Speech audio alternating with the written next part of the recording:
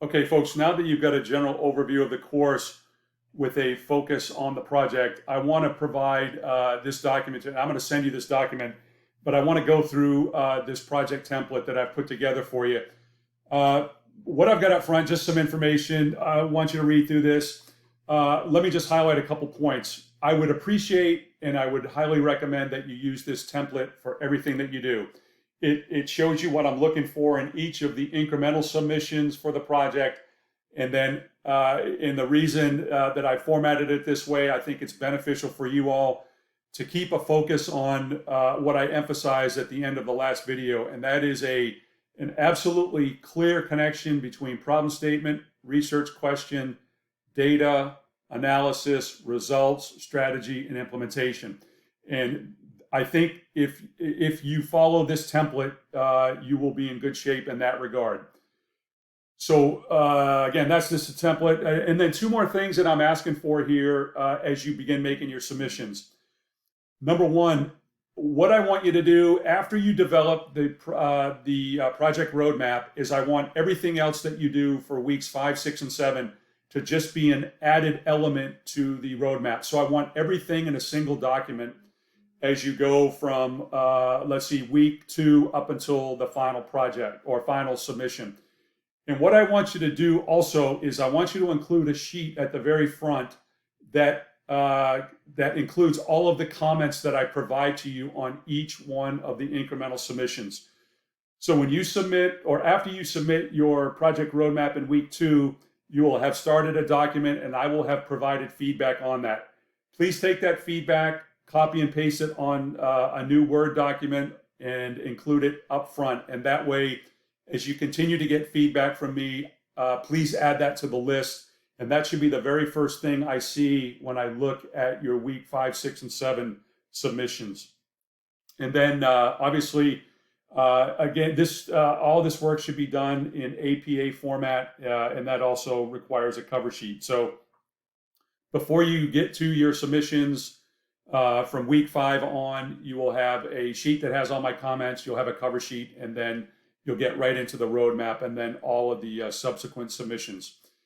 I just took a screenshot of this last slide again to remind you how you're going to sequence the final report and the headings that I expect to see in that final report. And like I said, once you take a look at what we're asking for here in the incremental submissions, I think you will see that all of that fits in here very nicely, so that when it comes to week 8. It's probably just a quick edit to put everything together. It's not rewriting the whole paper. Okay, so let's talk about these submittals. As you'll notice, as I talk about each of the submittals, there's also the rubric here. So I just want to make sure that you understand how I'm going to grade each one of the incremental submissions. So the project roadmap should be 4 paragraphs. The first paragraph is a company overview and the problem that you are going to study. The conclusion of that first paragraph should be something in bold that says the company has this problem, so on and so forth, however you want to write that. Here is a good example on how to write a problem statement. The second paragraph, briefly discuss, dissect the problem statement, introduce key variables your team feels must be studied to successfully address the problem. And then what you're going to do when you conclude this second paragraph is you are going to write your research questions, and they should be formatted in a question, whether it's 1 or 2. 1 or 2 research questions is going to be more than enough. I should say at least 1, but 2 should be more than enough for you to bite off in an 8-week period. And then how do you write research questions? I've got a link for you here. So 2 very short and succinct paragraphs that talk about the problem, and then the research questions. Paragraph 3, at least start a discussion on what kind of data you think you need in order to address your research questions. There's really no purpose in this other than for you to think about, again, based on what you have studied during weeks 1 and 2 in terms of descriptive statistics, just some idea of what sort of data that you think you're going to be looking for. And then, as I mentioned during week 3, I should get an email from everybody with an Excel file showing me what data you have collected. And then in paragraph 4, just some idea of the strengths and weaknesses among the group and how you've decided to team together to get through all of this work. So end of week 2, I'd like to see these 4 paragraphs. And again, this will be the start of the document that you use for all future submissions. During weeks 3, 4, and 5, excuse me, no formal submissions, but I do want to see the data during week 3. The data analysis report is really, like I say, I kind of leave this up to you based on what sort of data you've collected, how you feel best that it needs to be presented, and then some discussion about how regression, forecasting, and data mining fit into your analysis plan. I would really expect, given that this is an MBA course project, that either regression, forecasting, data mining, or some combination of the 3, or as you get to week 6 and understand a little bit about simulation, I would expect to see one or more of those techniques.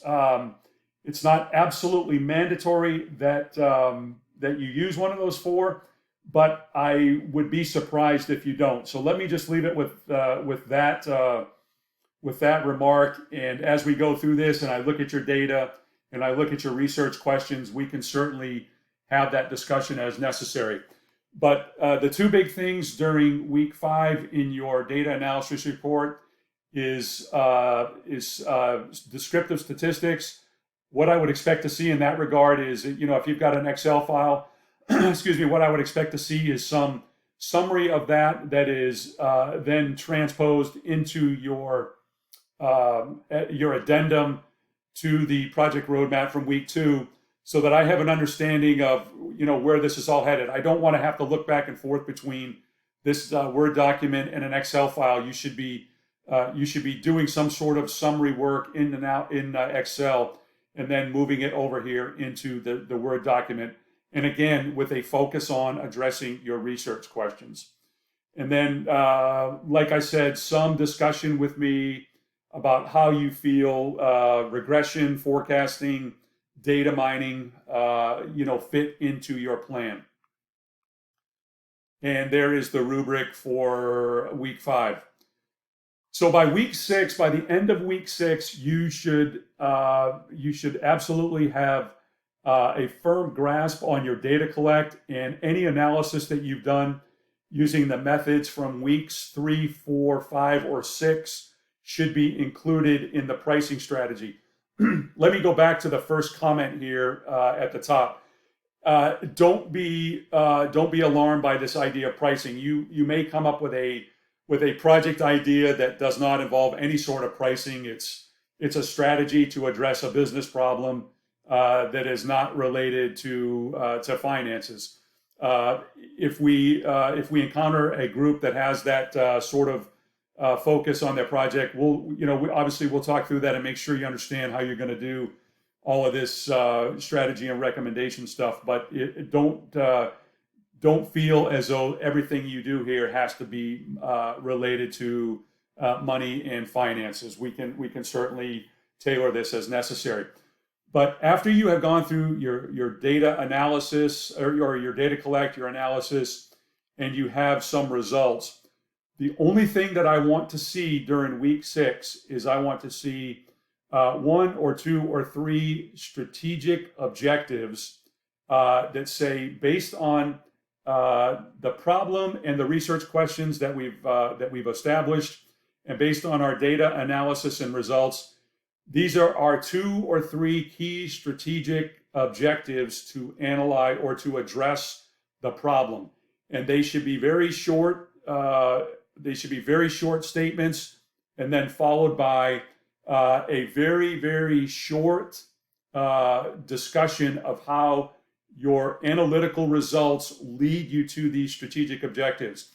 If you have strategic objectives that are not aligned with your data, your analysis, and your analytical results, then you you've missed the boat. And again, it goes back to that idea that we want to show a very clear line of thought and work from problem statement to implementation.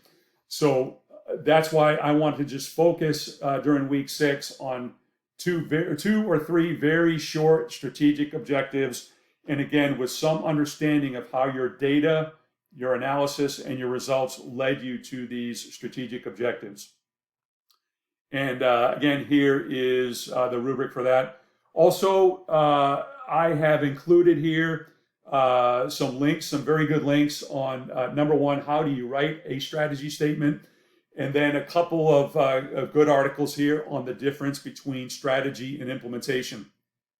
So if you haven't yet covered that in your MBA program, I certainly want to take a look at those links, again, to make sure that you're clear on how you write a strategic objective or a strategic statement, and then the difference between strategy and implementation. And then finally, in week 7, the implementation plan is really after you have written the strategic objective, whether it's 1 or 2, and you've written you've kind of substantiated where the data has taken you. All I'm looking for in week 7 is how do you plan to implement that. And that really should just be an extension of where the data has led you to this point in the study. So again, just take each of the strategic objectives. Again, if you get 2 or 3 or whatever you've got, and then I just want to add another paragraph or 2. Don't make these. The idea here isn't to write 14 pages of implementation. It's just to, again, make sure that you can come up with analytical results that are actionable, and you can put them in writing, and make sure that you understand how the data has led you this way and how you would implement your strategy to address the research question. So that's really the threshold or the objective for week 7. Again, is to be able to detail these strategy statements and talk about how you're going to implement them based on your analytical results. And then you have your rubric there on how I will assess the implementation in week 7. And then finally, just to summarize this, like I said, I try to put this template together in a manner such that as you put the incremental submissions together, when it comes time to write this report in the end, that you've got 95% of the solution completed through these incremental submissions. So as long as you're keeping it in a single file and you're keeping it according to this template, and as I give you weekly feedback, you're addressing the feedback. Week 8 should be a walk in the park. Really just a quick edit. Make sure you've got everything together. Make sure you've got everything addressed, and then you put together your video to go through and really just kind of walk me through the executive report. So in the end, I hope this template is helpful. I hope that again, as we go through the incremental submissions and you're keeping everything together, that when it comes time to finish up in week 8, that you don't feel like you have to go write a brand new report, that you've got what you need in that final, basically, by the time you submit your implementation plan in week 7, that you've really got the final solution for week 8. So I will post this along with the videos, and like I said, there's a couple of examples that have been done by past groups that I think are very representative of what Columbia College and I expect to see from these groups. And I think it'll give you a good start, and certainly a lot to discuss within the group for the first week. So if there are any questions, please don't hesitate to reach out. I'd like to make sure that we're off on the right foot during the first week. So please reach out if there's any questions. We'll certainly talk through those and make sure everybody's squared away, and we'll be off and running. So have a great week, and or have a great start, first week, and please let me know if there's anything I can do for you.